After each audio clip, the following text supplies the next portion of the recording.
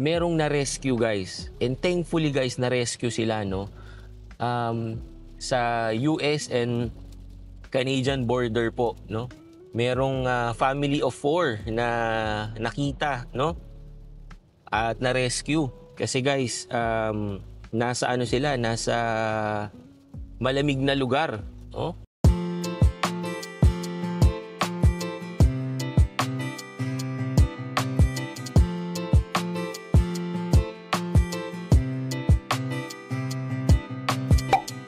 Hello guys, Nardino TV here and we are back with another video. So it's a rainy Sunday today guys. Ang linaw nung ating camera dito, oh. Naka-ano kasi siya guys, naka super night mode, no. So sa labas medyo makulimlim guys at saka umuulan, no. Pero nakakabilib yung nakakabilib yung capture ng ating camera. Good job. Anyway, so today guys is one of the very special day for me, no? Today is March 9. Yan. Today po is birthday ng pinakamamahal kong nanay, no? Mama, happy birthday sa iyo diyan, no? Miss na kita. Okay? Pero talagang ganon. Pero, soon sana makadalo kami ng Pilipinas, no? Para makita kita ulit. Right? And sana sa mga susunod din, kasama na kita sa vlog dito sa Buhay Canada, no? Sana talaga ipagkaloob yan ni Lord. And I am so thankful na you are in good health, no? Tuloy-tuloy mo lang yan. Lagi kang mag-iingat at magpaka-healthy ka lagi, no? And pahinga ka. Hindi ka magpapastress. Enjoy mo lang ang buhay, no? Yan. Again, happy birthday. Miss na kita tsaka mahal na mahal kita. Yan. And thank you, no, kasi yung guys, sa mga nanonood po sa akin, no, yung mother ko po at saka yung father ko, isa sila sa mga pinaka sumusuporta talaga sa channel ko, no. Wala silang pinapalampas na mga post ko, talagang pinapanood nila yung mga videos ko, no. Kaya nakakatuwa talaga. So, thank you ma, no, sa panonood mo. Yan. At saka sa pag hindi mo pag-skip ng ads. Thank you talaga. Siguro ganoon talaga no? Ang mga magulang talagang nakasuporta talaga yan sa mga anak nila kung ano yung mga gusto nilang gawin, no? Yan ang pagmamahal ng magulang yan eh. And ngayon na may anak na rin ako, di ba? I feel the same, no? Ayokong nasasaktan yung anak ko, ayokong nahihirapan sila, ayokong nalulungkot sila. So, it's the same thing. Tsaka pag may mga gusto rin yung mga anak ko, talaga naka-support din ako talaga sa kanila. So, pareho din ng mga parents ko. Kaya talagang ako ay natutuwa, 'di ba? Kasi nga meron akong ganyang support. Kasi ano po 'yan eh. Kailangan natin sa buhay 'yan, no? Kailangan yung ating inner circle sa buhay natin is really strong and talagang yung pwede nating pagkuhanan ng source of motivation, 'di ba? Inspiration, yung mga ganyan, guys. Right? So, I am so thankful na meron akong parents na tulad ng aking mga magulang. Salamat po talaga kay Airpat tsaka kay Airmat. Okay? So ma, enjoy your day. Actually late na eh kasi dito sa Canada, syempre late tayo, di ba? March 9. Sa Philippines by this time it's March 10 na po, no? Pero nagkausap naman na kami ni Mama kahapon. Pero gusto ko lang siyang isama sa aking vlog, no? na sineselebrate natin yung birthday ng isa sa pinaka-importanting mga subscriber ko, which is yung aking nanay. Love you, ma. Hey, yan. So ngayon guys, actually ang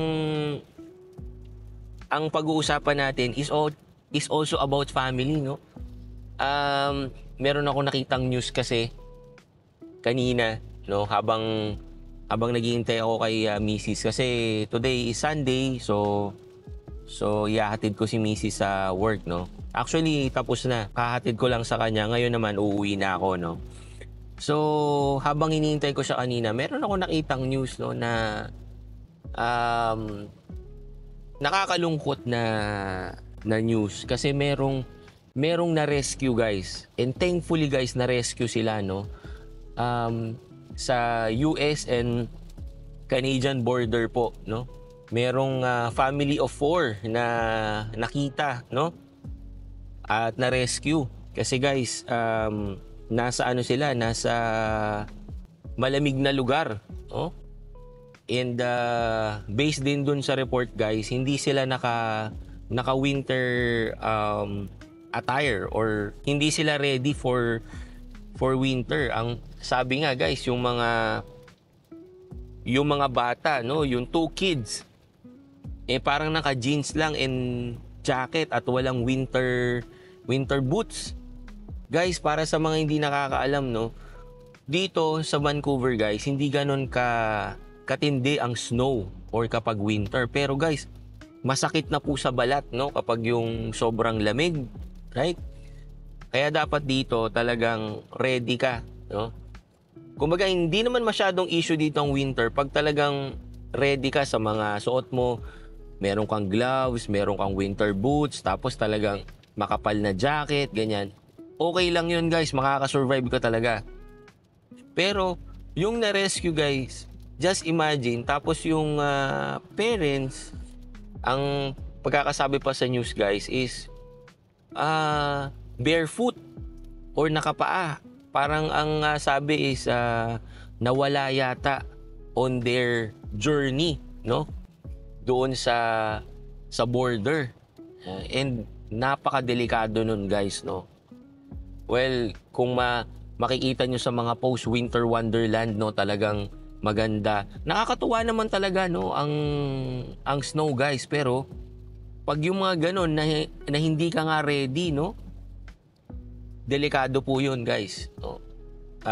Pwede po kayong mapahamak kapag ganon at na-stuck kayo sa isang lugar na malamig at hindi kayo ready. And then guys, ang sabi pa sa news, sabi ng CBSA, right, nag-file daw ng asylum or ng refugee yung family. But again guys, wala tayong full context kasi. Yun lang yung sinabi sa news na they are seeking for refugee. Hindi ko alam kung galing sila ng US, patawid ng Canada, or you know, the other way around. But yun nga guys, no, good thing talaga na-rescue sila, no? And sabi pa, they are still in the hospital but stable naman na, no? That's good.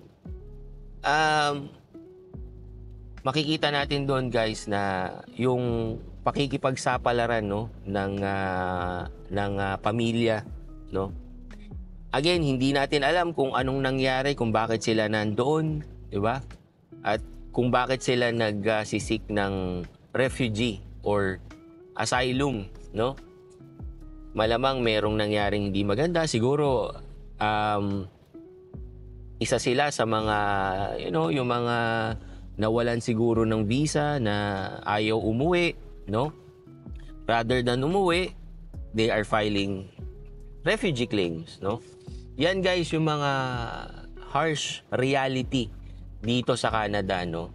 May mga ganyan pa ring mga cases, no? I think 2022 na-cover ko na rin yun dito guys, no? Na meron ngang family din na nakita rin, no? Sa border at winter din nun guys. Pero yun, I think is based sa news is victim ng illegal something, no? Unfortunately guys, for that family, hindi sila nakasurvive, no? Ayan. Pero itong news na to, good thing is na-rescue sila, right? Ayun. So makikita natin guys dito sa Canada, hindi po biro, no?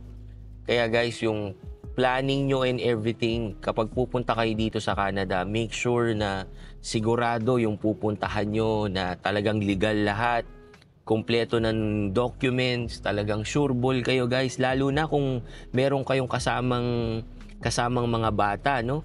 Kaya kami guys, nung pumunta rin kami dito, ang kasama kong bata guys, 3.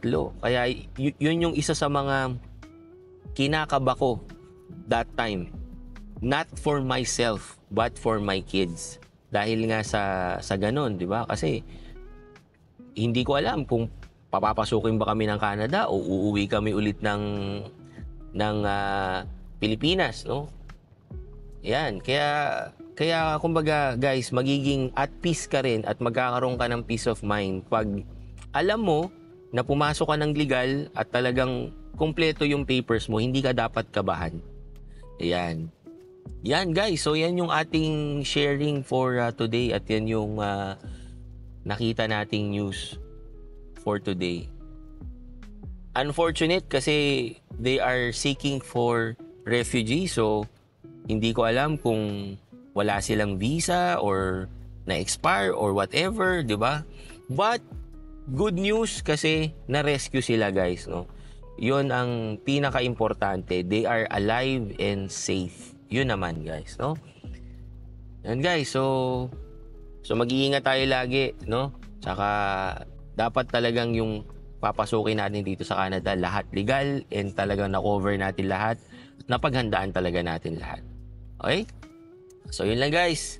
Thank you for watching and see you again on my next video. Peace guys!